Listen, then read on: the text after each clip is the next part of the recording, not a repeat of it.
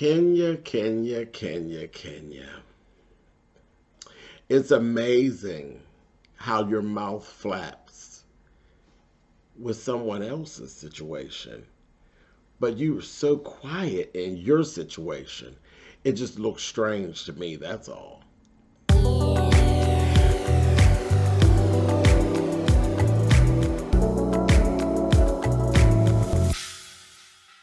Hey guys, thanks so much for clicking on the video. This is my review for Real Housewives of Atlanta. This is season 14, episode 4. And yeah, Kenya. You know, Kenya Moore has always had a huge personality, and she's very stern and steady in what she thinks and expressing what she thinks out loud out of her mouth, except for when it comes to Mark. When it comes to Mark, that's when we met docile, doormat Kenya Moore, which I couldn't stand. As much as there's been tug and pull, you know, through this whole thing, it's because I've been here as long as Kenya's been here. So it's always been a tug and a pull of just not my type of girl. I still, you know, I like Kenya and respect Kenya for what she's done. She was one of our first black crown holders. You know what I mean? She's due that respect. She's a legend in her own right. So there's always been a level of respect that I have for her. She's a pageant queen. Beautiful woman. Beautiful. But a bitch nonetheless. And that's okay too. You know, I dig that too. But I've always said that she's not someone that I would prefer to like hang out with. Me and Kenya couldn't hang out because she just does too much. But it's not that I don't like her. I just call out what the situation is. And sometimes she goes too far. You know, different things like that. But again, this is what this is about. But she just had a lot to say, where for the last couple of years, 3 years to be precise, you've been quiet and you've been eating a mouth of Mark shit. So to be so vocal with Drew and her husband was kind of weird to me. But we're going to talk about it when we get there, okay? Let's start here, though. Let's go over to Decatur. Couldn't get it out. To Decatur, Georgia. Marlo has a plot. I ain't editing that out either. You know I don't be editing stuff out, child. We talking. We having a conversation, and I couldn't get it out. Decatur, Georgia. Okay?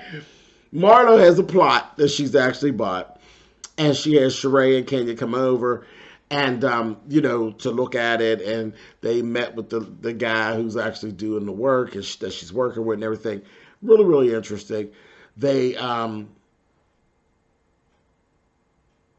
know, it's always a competition. There's this little slight competition thing, especially between these three. So they had that going on. But then you have the fact Tyrone is on house arrest. He has a 9 p.m. curfew, and he has a 100-mile radius that he can travel, which means that he actually can see them whenever they're in New York for just a little bit. You know, he'd be able to see them, possibly. They also talked about Drew and how she deflects and how she pretty much loves drama. She seems to love drama, but then when it actually deals with her and her husband and that kind of thing, she does a lot of deflection.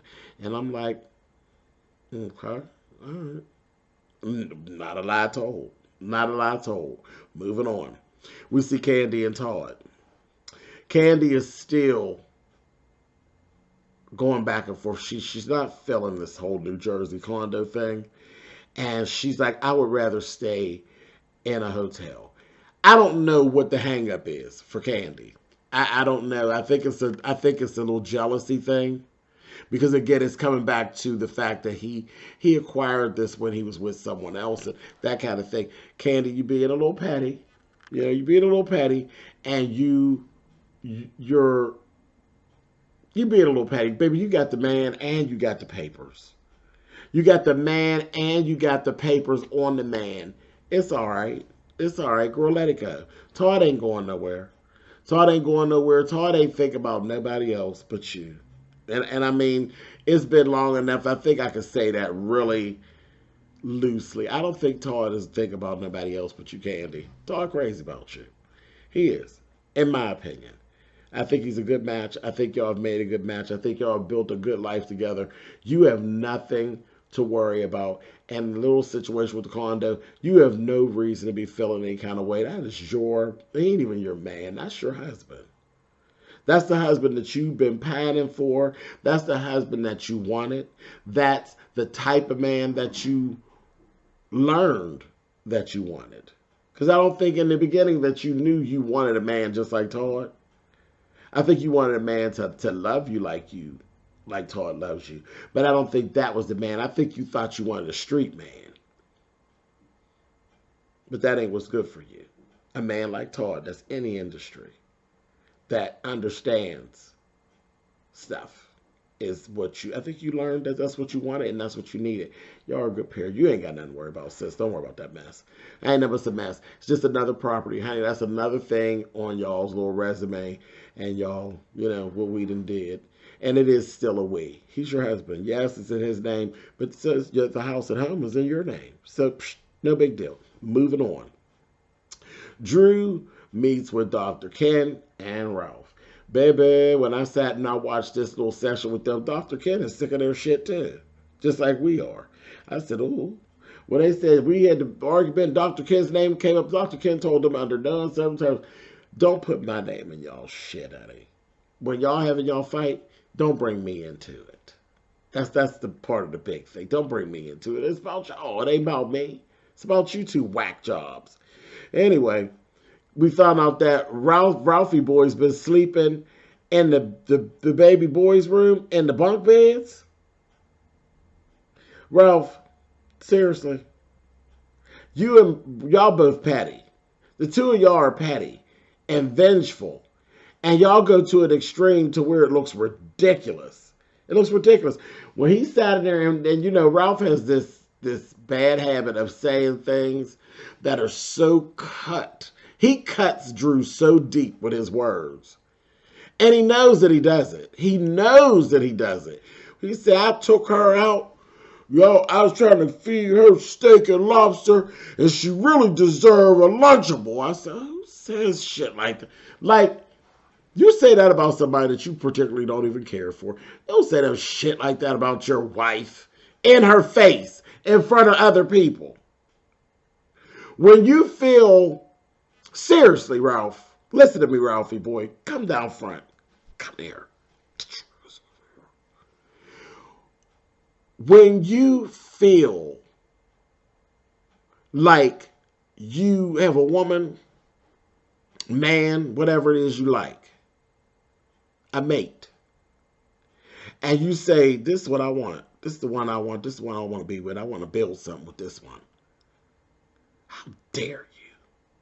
How dare you speak that way to them in front of other people? I wouldn't give a shit if it was your children. Something so, that is so,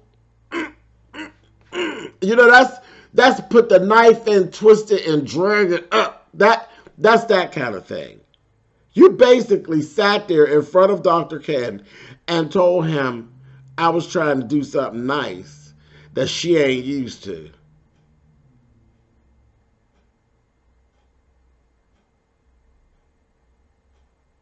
And she don't deserve shit. That's basically what you said. Which is all incorrect. All incorrect. You cut her. You cut her. And then you dragged the knife up. And you knew you were doing it. That ain't no good look. That's horrible. That's horrible. And it just seems like you don't, I don't see love.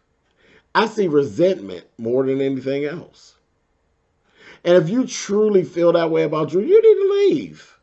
Y'all need to go on y'all separate ways. And I wouldn't just say that. I usually don't say stuff like that about people and their marriages. But two of the worst relationships that we've seen on here is you and Kenya and Mark. Mark need to leave Kenya alone. Mark is nasty and mean. Child, Ralph and Mark would be fine together. Because Mark cuts Kenya and drags the knife up and knows that he's hurting her.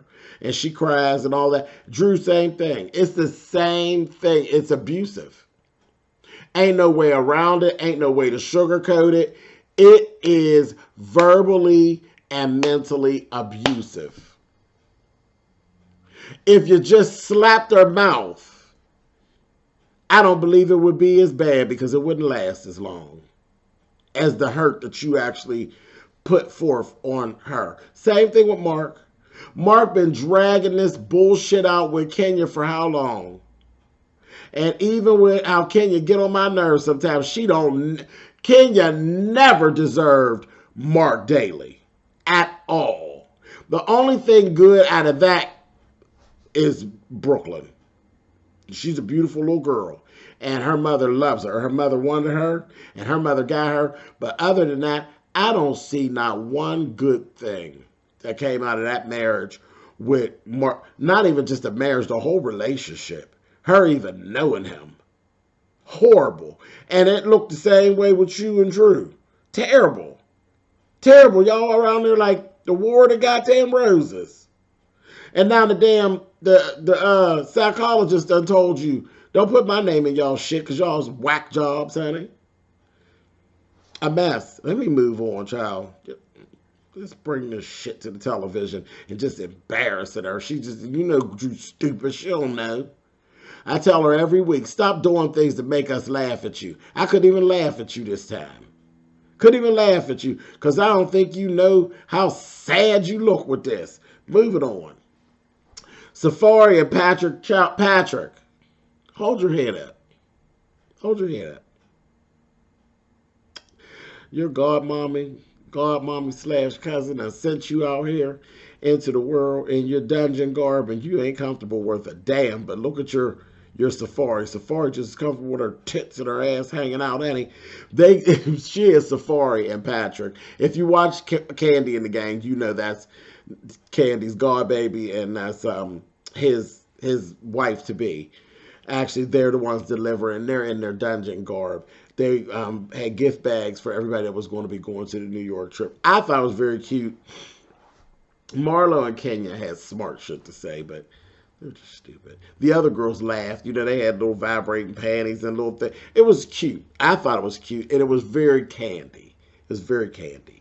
Marlo, you might want to lay off because you sounding crazy. You're sounding crazy. There's always a background story about where you get your money, and everybody kind of feels like you got your money from being a whore. I didn't say it. That's what they've been saying. The streets been saying that ever since we met you. So all of this stuff about Candy and her being too sexual, again, it's not the message. It's the messenger. Marlo, hush. What would make you think that message would be well received from you? You're the woman who has been rumored to have her small fortune from dating rich white men.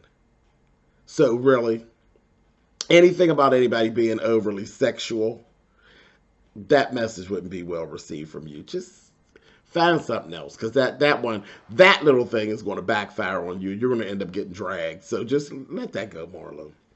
Moving on. So, once they get to New York City, they play a little game. They say, well, who has the wildest sex story? They're going to get the good room. And Kenya won for telling a lie. Child, she told some old lie about going out somewhere, hunting coyotes, and they shot the coyote and followed the coyote, and the coyote was dripping blood. And then when they got up on it, they got back in this little cavern. They was going to have some sex. Figured out that the coyote hadn't really that. Girl, go on, stop. Who are you now? Red Sonja, honey, and Conan the Barbarian. Girl, stop, Kenya. Everybody knew you was lying, but just, it was funny as hell. So they went on and gave Kenya the room. Child, Marlo done laughed. Marlo said, child, she went to the zoo and was screwing, honey, at the zoo, and the giraffe licked her on her damn cheek. While I said, child, just clowning. Straight up clowning. Drew and Ralph, they talking about they was out in the ocean, and there was whales around while they was getting down. more of this. Whatever you did, Drew did it, because you know whatever you did, Drew did it first. I told y'all on the very first episode when she first met Sonya. Sonya, oh yeah, girl, I was a runner in school too. She tried to race with Sonya. Honey, Sonya flew through like a gazelle, passed Drew up. Drew was getting ready to go into cardiac arrest all the way around the other side of the track. I said, stop doing stuff to make us laugh at you, girl. Anyway, moving on. Sonya and Ross were having a little short conversation. Well, basically, Ross was doing what the man thing do with his fine self. He was just sitting there listening to Sonya babble. And he's like, oh, okay. He just ride for his wife. He ain't got nothing to say. Love him, honey. He's just like, okay. Just sitting there looking good. That's it. That's exactly what you're supposed to do, Ross. Just sit there and look good, baby. Don't even worry about it. Sonya got it. She's telling him, I'm keeping my eye on Drew because it seems like Drew be stirring that mess and she comfortable being that mess. And I don't know about that. I don't like those vibes. And it gives me like you would be a messy friend. So I got to keep my eye on her. And that's exactly right. That's exactly right. That is a very fair assessment. I'm not going to say it's totally right for Drew. I'm not going to say that Drew would actually double cross you or anything like that. But I think that's a very fair assessment. If you see somebody who is messy and seems to indulge and enjoy indulging, yes, you should pull back a little bit and kind of just watch. Because you don't want to be in no shit that ain't really involving you. So I get that. That was cool what she had to say. Moving on. Drew would cry. Whenever she does see that foot, she gonna cry, child, because it's just Drew. What a mess itself. And moving on. Here, we found out Drew never actually told Ralph about the rumor, about the whole thing with the rumor of him being gay, coming out at the tea party. She didn't say anything. Drew, you know how this goes. You know how you all, when y'all all gather, things have been said are going to come out. I would have never taken my mate into that lion's den and not have him prepared. You literally set him up. You set Ralphie boy up for a moment for Bravo Andy and the Shady Boys back in the cut room. I said, oh, she should have told him. But anyway, we'll get to it. Marlo and Sheree, like I said, I was watching. They were really pushing this narrative about Todd cheating and using Candy's money. I keep hearing this thing with them in these first few episodes. Why are y'all doing that? Why are y'all doing that? Y'all need to find something else. It don't even sound right. And I just was noticing that. I don't know. Y'all tell me in the comments. Did you all notice that where it looked like Sheree and Marlo are pushing this narrative? I don't like it too much. And I don't think there's any validity to it. But anyway, moving on. They went to the condo. They went to see the condo in New Jersey. And the girls said basically the same thing I said. Girl, there's no remnant of another woman or anything like that. And they both told their part of the story and how they felt and everything. And they like, child, Candy, girl, you good. Go ahead. And, it's cool. So Candy basically gave in. She gave in. Todd wins. And she told him, go ahead and redo it. Kenya was giving out some really good. I didn't even realize Kenya was that good at that kind of thing. She really has a vision for that. And guess what, Kenya? Kenya will start up a business like this. Now, that's one thing she's good at. Kenya will get herself into a business. When I was listening to Kenya talking about this real estate and how to bring it up to snuff, to be able to make some money off of it, Kenya sounds very knowledgeable, and she has some really good ideas, and she was dead on it. Kenya, I think you should move forward. It just sounds like you got a little knack for it, so why not? Sweeten the pot one more time and get rid of Mark. Sweeten the pot one more time for you in Brooklyn. Anyway, moving on. So then they go to dinner. And it's just a mess. This is where the dinner is, honey. This is where Kenya, you got on my nerves. Kenya was checking the hell out of Ralph. And it's not that she said anything, because let me start right here. Kenya didn't say one thing wrong. There was not one lie told. Not one. Not one lie. So I'm just going to start there because y'all know y'all be in my comments. You just hate Kenya. I don't hate Kenya at all. I don't hate her at all. She didn't say one thing wrong. Everything she said was dead on. Everything she said was dead on. But there's a line. There's a line.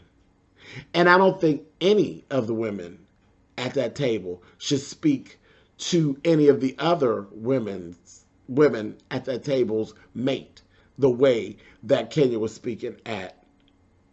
Because that's what she was speaking at Ralph. She wasn't speaking to Ralph. She was speaking at Ralph. She was checking the shit out of Ralph. She was saying all the things that Drew should say. And she was checking the hell out of him. But this is the problem. First of all, for you to be speaking with that much passion and really, you out of order. He's not your husband. That's Drew's husband. That's Drew's husband. And you shouldn't even be that comfortable to be coming at her husband like that. And she's stupid sitting up there allowing you to do it. It was weird to me. It didn't feel good at all. It felt like you were overstepping. Yet you were saying things that Ralphie boy really did need to hear. You know, this is what we see. We see this on you. We think you're full of shit. And then everybody knows basically how you feel about your husband, and everybody around you thinks that your husband's a piece of shit. And when you started comparing him to your husband, everybody knew exactly what you were saying. It was a lot. And ladies at the table was just like, because I don't ever think that, no, I know for a fact, Candy would never let you talk to Todd like that. Well, first of all, Todd ain't going to let you talk to Todd like that. He ain't. He ain't going to let you talk to him like that. And Candy, damn sure, is not going to let you talk to Todd like that.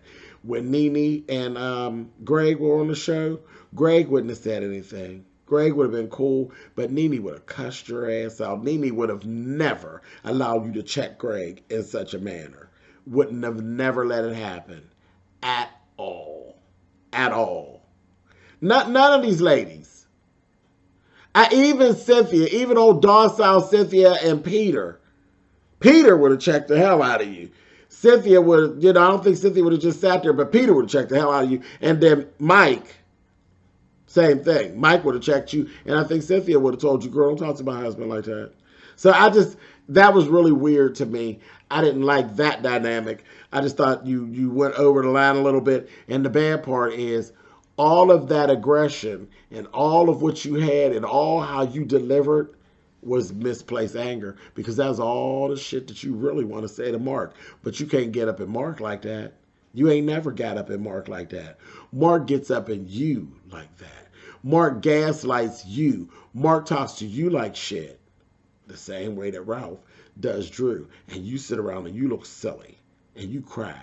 And you be miserable. And you drag everybody else's mood down listening to the Mark Chronicles. But yeah, you had it all going on for Ralphie boy. And it just didn't look good. And again, the messenger. You don't be having all that smoke for Mark. So how could you have all that smoke for somebody else's husband? Gosh. You said the right thing. But you just was too comfortable for me saying it. That wasn't cool. Anyway, so Candy, see, because Ralph was down talking Drew's existence. And Candy's like, wait a minute. See, the whole thing is all of what y'all going back and forth because her and the charade thing. So she said, Anthony is the one that's at fault with all this. Anthony is the one that got all this started. Anthony is the one that you all should be upset with. And Drew's like, she's like, are you not mad, Drew, at Anthony for actually saying the rumor about Ralph? And she's like, well, I don't have any proof of that. Well, I mean, girl, everything here has been hearsay. What you were spreading around that Anthony said to you wasn't nothing but hearsay. Come on, Drew, stop with the dumb stuff. You playing semantics and carrying on. This ain't the time. This ain't the time. And baby, Sheree busted out her phone, baby, and showed receipts. Here's where the thing was. Ralph don't know what the hell y'all talking about. And he's like, rumor? What rumor? What are you talking about? And Sheree bust out with them receipts on her phone. He's like, yeah, Anthony said you was gay. Child, Ralph's face, you could have bought Ralph for a pop bottle already spent, honey. And the funny thing was, Todd Tucker, baby, Todd Tucker took his beer, honey, and said,